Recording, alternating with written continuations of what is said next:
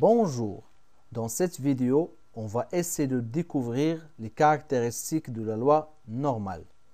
Mais il est très important de maîtriser et aussi d'utiliser la représentation graphique de la fonction densité de la loi normale. Cette fonction densité, c'est ce qu'on appelle densité de probabilité de Laplace-Gauss. C'est la fonction phi qui est définie sur R par phi de t qui est égal à 1 sur racine carrée de 2pi exponentielle moins t carré sur 2. Tout d'abord, on doit essayer de comprendre pourquoi il s'agit d'une fonction densité. Donc, je vous rappelle qu'une fonction dite fonction densité de probabilité, si cette fonction est continue, positif, et l'intégrale de cette fonction sur son domaine de définition, ça doit faire 1. Tout d'abord, pourquoi phi de t, donc il est continu? Il s'agit d'un produit d'une constante fois exponentielle moins t carré sur 2.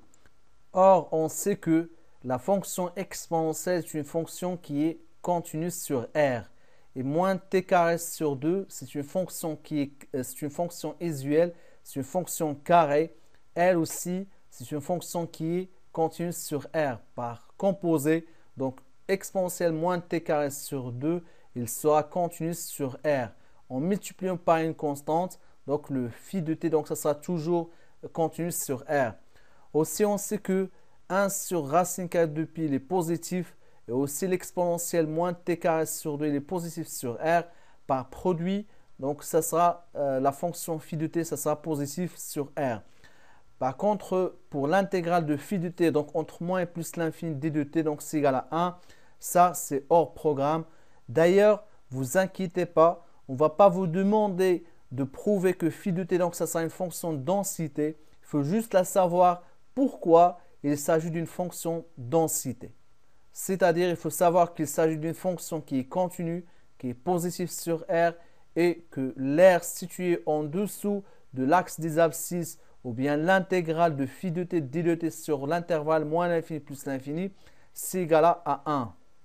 Maintenant, si on a x, une variable aléatoire qui suit une loi normale centrée réduite dont la notation on note n, cela veut dire que n c'est comme normal, d'espérance c'est égal à 0 et d'écart type c'est égal à 1, signifie que sa densité de probabilité est la fonction définie par phi de t donc égale à 1 sur racine carrée de 2pi exponentielle moins t carré sur 2. La représentation graphique de cette fonction donc sera de cette forme-là. C'est ce qu'on appelle une courbe en cloche. On remarque que cette courbe elle est symétrique par rapport à l'axe des abscisses. Et pour l'espérance qui est égale à 0, en fait, c'est cette valeur qu'on voit ici sur l'axe des abscisses. C'est-à-dire donc ici, la courbe sera symétrique par rapport à l'axe des ordonnées ou bien à la droite d'équation x égale à l'espérance. Maintenant, comment on pourra utiliser cette loi pour un calcul de probabilité? Par exemple, si on cherche à calculer la probabilité que x soit entre a et b, cela veut dire tout simplement on doit calculer l'intégrale entre a et b de phi de t dont la représentation graphique est celle-là.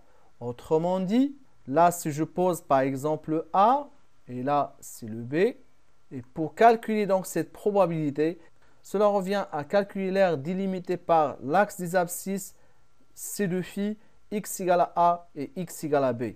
Il ne faut pas oublier aussi que puisque c'est une fonction densité, alors toute l'aire qui sera située en dessous de cette courbe sera égale à 1.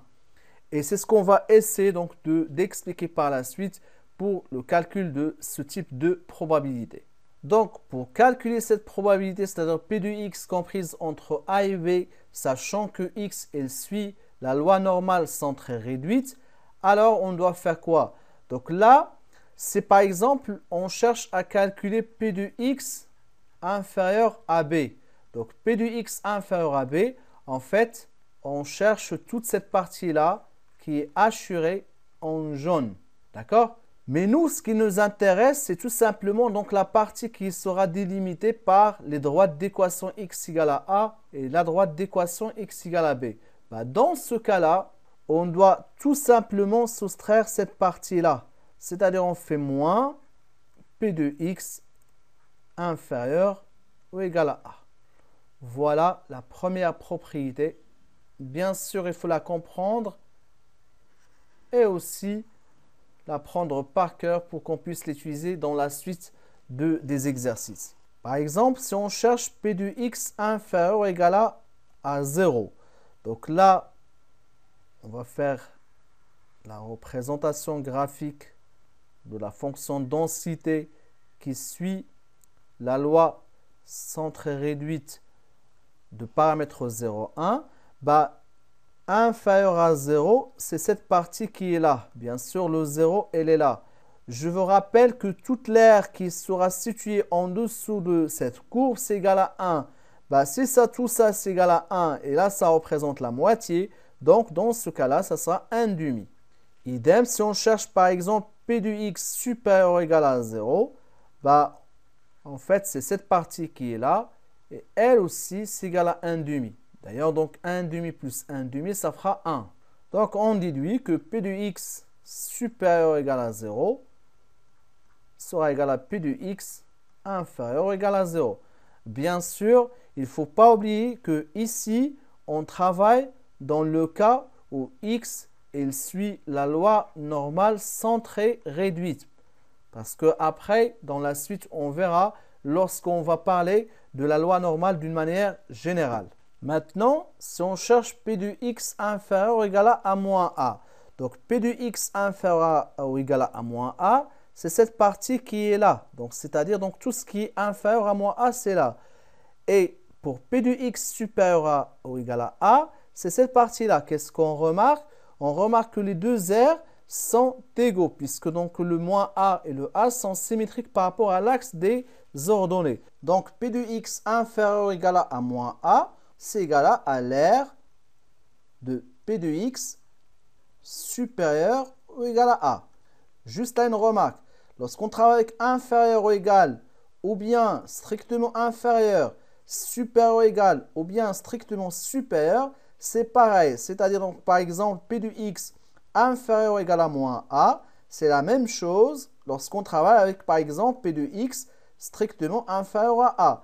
Idem pour p de x supérieur ou égal à a, c'est égal à p de x strictement supérieur à a. Maintenant, si on veut calculer p de x supérieur ou égal à a, c'est égal à quoi? En fait, p de x supérieur ou égal à a, c'est cette partie-là. Je vous rappelle que l'aire de cette partie-là qui est située en dessous de cette courbe, c'est égal à 1. Donc, il suffit tout simplement de faire 1 moins quoi? Bah, la partie-là qu'on est en train de hachurer en vert, c'est tout simplement p de x inférieur ou égal à a. Voilà, après avoir comprendre pourquoi p de x supérieur ou égal à a égale à 1 moins p de x inférieur ou égal à a, il faut l'apprendre par cœur. Maintenant, si on veut par exemple calculer p de x comprise entre moins a et a, on a expliqué comme quoi p de x comprise entre a et b, bah, c'est égal à tout simplement à p de x inférieur ou égal à b moins p de x inférieur ou égal à a. Donc, p de x comprise entre moins a et a, c'est égal à p de x inférieur ou égal à a moins p de x inférieur ou égal à moins a. Or, p de x inférieur ou égal à moins a, c'est cette partie-là qui est hachée en jaune, d'accord? Donc, cette partie-là, c'est la même chose que cette partie qui est là.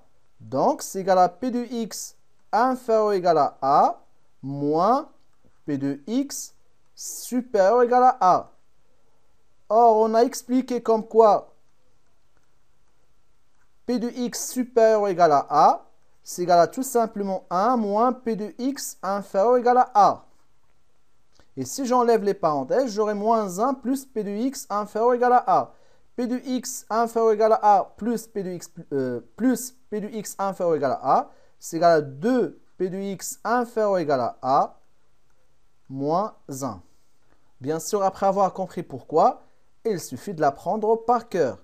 Bien sûr, il faut remarquer qu'à chaque fois, j'utilise la courbe pour que je puisse trouver ces relations-là. Pour résumer tout ça, pour calculer avec la loi normale centrée réduite dans les paramètres 0, 1, pour n'importe quelle valeur de A strictement positive, pour P de X inférieur ou égal à A, c'est cette partie-là qui est assurée. Dans ce cas-là, on va utiliser le tableau. Pour le tableau, on va essayer d'expliquer comment on doit l'utiliser pour calculer une probabilité. Bien sûr, donc je vous rappelle que le tableau, on l'utilise que pour calculer P de X inférieur ou égal à une valeur qui est positive. Il faut savoir aussi que P de X supérieur ou égal à A, en fait, c'est cette partie-là qui est assurée. Donc, P de X supérieur ou égal à A, c'est égal à 1 moins P de X inférieur ou égal à A. Il faut savoir aussi que P de X inférieur ou égal à moins A, ça représente le même R pour P de X supérieur ou bien strictement supérieur à A. Donc, P de X supérieur ou égal à A, c'est égal à P de X inférieur ou égal à moins A. Il faut aussi savoir que P de X supérieur ou égal à moins A, c'est tout simplement, c'est égal à P de X inférieur ou égal à A. Et on pourra tout simplement visualiser ça sur la courbe représentative de la fonction phi, ce qu'on appelle la fonction densité qui représente la loi normale. Maintenant, on va passer à quelques exemples ou bien quelques exercices d'application pour mettre toutes ces formules en application. On a une variable aléatoire x qui suit la loi normale centrée réduite. Donc x suit la loi normale de paramètre 0, 1. Et on cherche, dans le petit a, on cherche à calculer P de x supérieur ou égal à 1,35. Donc je vous rappelle, donc là, si on va essayer de mettre ça d'une manière graphique, il faut vraiment maîtriser cette représentation graphique et surtout savoir l'utiliser. Donc on cherche à calculer P de x supérieur à 1,35. Donc je vous rappelle aussi que l'air situé en dessous, c'est égal à 1. En fait, c'est tout simplement c'est égal à 1 moins P de x inférieur ou égal à 1,35. Ou bien strictement inférieur à 1,35. Et on a déjà parlé de ça, que ça soit strictement ou bien ou égal, c'est pareil. Maintenant, on va aller au tableau. Je vous rappelle encore une fois que ce tableau-là, il nous permet de calculer la valeur de P de x ou bien P de z inférieur à A avec A et les positifs. Tout d'abord, on va chercher sur la première colonne le 1,3, puis le 0,05, c'est-à-dire 1,35, et la valeur de P de x inférieur ou égal à 1,35, c'est égal à 0,9115. Donc, égal à 1 moins 9115, qui est égal à 0,0885. Maintenant, on cherche à calculer P de x inférieur ou égal à moins 0,56. Donc, petit b, P de x inférieur ou égal à moins 0,56 égal. Pareil, donc je vais essayer d'insister à chaque fois d'utiliser la représentation graphique de la loi normale. Donc là, on va poser par exemple moins 0,56, elle est là. En fait, on cherche l'air, en fait, on cherche cette R qui est là. On va chercher la valeur opposée de moins 0,56 parce qu'il faut chercher toujours la valeur positive. Et qu'est-ce qu'on remarque? C'est que P de x inférieur ou égal à moins 0,56, c'est égal à P de x supérieur ou égal à 0,56. C'est la formule de P de x inférieur ou égal à moins A, c'est égal à P de x supérieur ou égal à A. Or, on a vu que P de x supérieur ou égal à A, c'est égal à 1 moins P de x inférieur ou égal à 0,56. Le moment où j'arrive à trouver P de x inférieur ou égal, là, on va y aller donc chercher cette probabilité sur le tableau. Donc déjà, on cherche 0,5 et on cherche le 0,06. Ça va me donner 0,56. Donc la probabilité que P de x inférieur ou égal à 0,56, c'est égal à 0,7123. Donc, égal à 1 moins 0,7123, qui est égal à 0,2877. Voilà pour le B. Et on passe au C.